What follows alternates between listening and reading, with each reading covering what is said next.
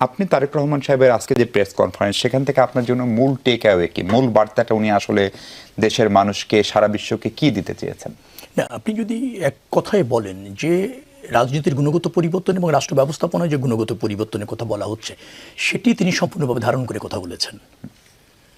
যেহেতু আমরা বিজয়ী হয়েছি, অথবা আমাদের দায়ও বেশি, সেই জন্য দেখবেন যে আগামীকাল কিন্তু আমিরে জামাতের বাসায় যাওয়া বা নাহিদ ইসলামের এনসিপির প্রধানের বাসায় যাওয়া, এবং আমরা মনে করছি যে বৃহত্তর জাতীয় স্বার্থে আমরা কাজ করব, সৌহার্দ্যতাপূর্ণ একটা সম্পর্ক থাকবে, কার্যকর বিরোধী দল থাকবে, কার্যকর সরকার থাকবে।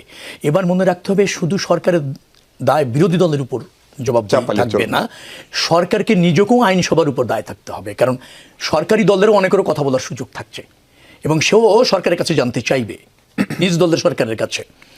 যার ফলে আমাদের রাষ্ট্রের তিনটি বিভাগ, ধরেন নির্বাহী বিভাগ, আইন বিভাগ, বিচার বিভাগ, তিনটি স্বতন্ত্রভাবে ফাংশন করছে। কারণ আইন বিভাগের কাজ হবে সরকার ঠিকমতো ফাংশন করছে কিনা সরকারকে জবাবদিহিতার মধ্যে রাখা। নির্বাহী বিভাগ এবং আইন বিভাগ আবার বিচার বিভাগের কাছে ওই দুই বিভাগ সঠিকভাবে ফাংশন করছে কিনা তারও একটা কিন্তু অবজারভেশনের মধ্যে থাকে। আর জনগণ তো আছেই, যেহেতু গ্রহণযোগ্য নির্বাচনের সার্বজনীন পথ আমরা নিশ্চিত করেছি যে 5 বছর শেষে ক্ষমতায় ছেড়ে আপনাকে নির্বাচন করতে হবে। যার ফলে জনগণের ক্ষমতায়ন যখন হচ্ছে নিশ্চিতভাবে, তখন কিন্তু রাজনৈতিক দলগুলি, সরকারি দল, বিরোধী দল, উভয় কিন্তু যথা উপযুক্ত ফাংশন করার প্রয়োজন রয়েছে।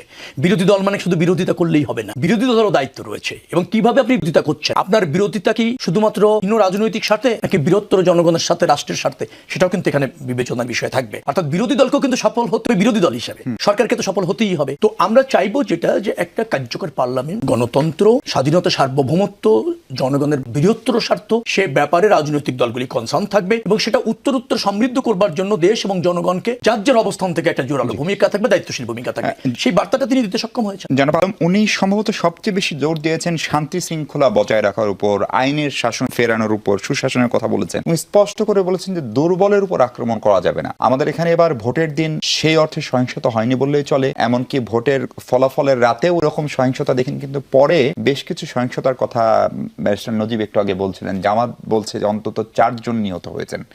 ফলে আমি যদি ধরে নিই যারা নিহত হয়েছেন তারা রাজনৈতিকভাবে কম ভোট পেয়েছেন, বা তারা দুর্বল, বা তারা ধরেন মানে ধর্মীয়ভাবে মূল কি বলে ইসলাম ধর্মের অনুসারী না, অথবা তারা নারী, অথবা তারা পাহাড়ের মানুষ, দুর্বলের উপর আক্রমণ হবে না। তারেক রহমানের যে বার্তা উনি আন্তর্জাতিক গণমাধ্যম বা সারা পৃথিবীকে দিলেন, এবং তার বিপরীতে ডক্টর নজিব যে পরিসংখ্যান দিচ্ছেন অন্তত 4 জন নিহতের ঘটনা, আপনি সংখ্যা অনুপাত তুলনা করলে এটাকে কম প্রমাণ করতে পারবেন এবং এটা যে কোনো সময়ের চাইতে কম খারাপ। কিন্তু একটি মৃত্যু কি প্রত্যাশিত? এবং এখানে বিএনপির কাছে মানুষের যে পাহাড় সম প্রত্যাশা, সেইটা খানিকটা মানে আপনার হতাশায় পরিণত হতে পারে কিনা? না, একটা মৃত্যু কাম্য নয়, কোনো সংঘাতই কাম্য, কিন্তু সব সংঘাতকে রাজনৈতিকভাবে বিবেচনা করাটাও একটা অন্য ব্যাপার। কারণ একটা নির্বাচন হয়ে যাওয়ার পর যে সংঘাতগুলি বিচ্ছিন্নভাবে হয়েছে, প্রার্থী সমর্থক অথবা বংশগত অথবা আধিপত্য বিস্তার, এটা একটা জিনিস আছে অনাকাঙ্ক্ষিত।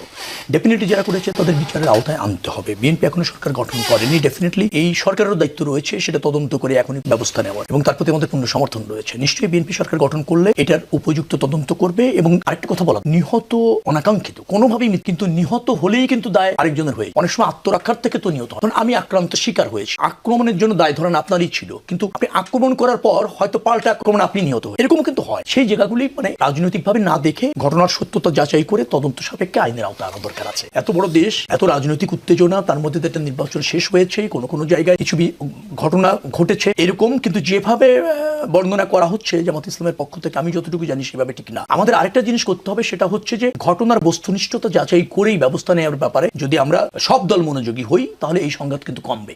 কিন্তু আমরা যদি আবার রাজনৈতিকভাবে খালি দায় চাপানোর চেষ্টা করি যে আমরা নিহত হয়েছি দায় অন্য দলের, অথবা অমুক নিহত হয়েছে দায় অন্য দলের, তখন কিন্তু বিচারের বাণী নিবৃত্তে কাঁদে। আমি সেই জায়গায় যেতে চাইছি।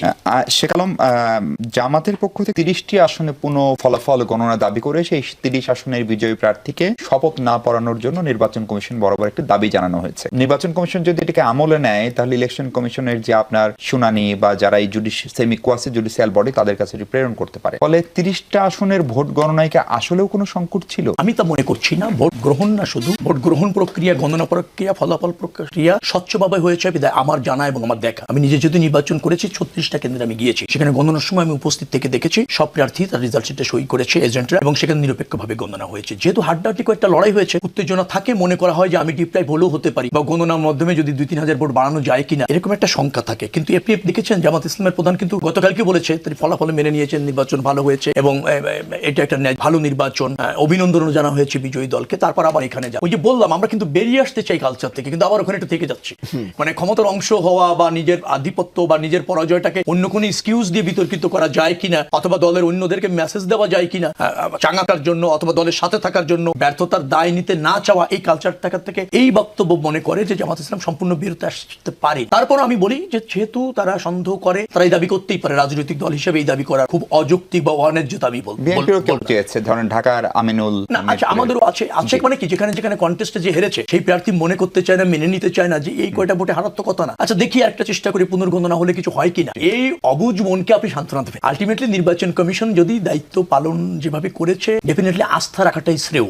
আমরা একটা ভালো নির্বাচন করেছি, একটা ভালো সরকার, বিরোধী দল। জামাত ইসলামকে অভিনন্দন, অনেক ভালো তারা করেছে। ফ্যাসিবাদের পতনের পর একটা রাজনৈতিক শূন্যতা তৈরি হতে পারে বলে যে শঙ্কা ছিল, তার থেকে উত্তরণের একটা সুযোগ আমাদের হয়েছে। ধরেন জামাত এনসিপি জোট বেশ ভালো করেছে। এই অগ্রযাত্রার প্রতি এবং মানুষের প্রতি আস্থা রাখতে হবে। আমাদের মানুষ অকুণ্ঠ সমর্থন দিয়ে, রায় দিয়ে, আস্থা দিয়েছে আর রেখেছে। ডেফিনেটলি সেভাবে আমরা রাষ্ট্র পরিচালনা করতে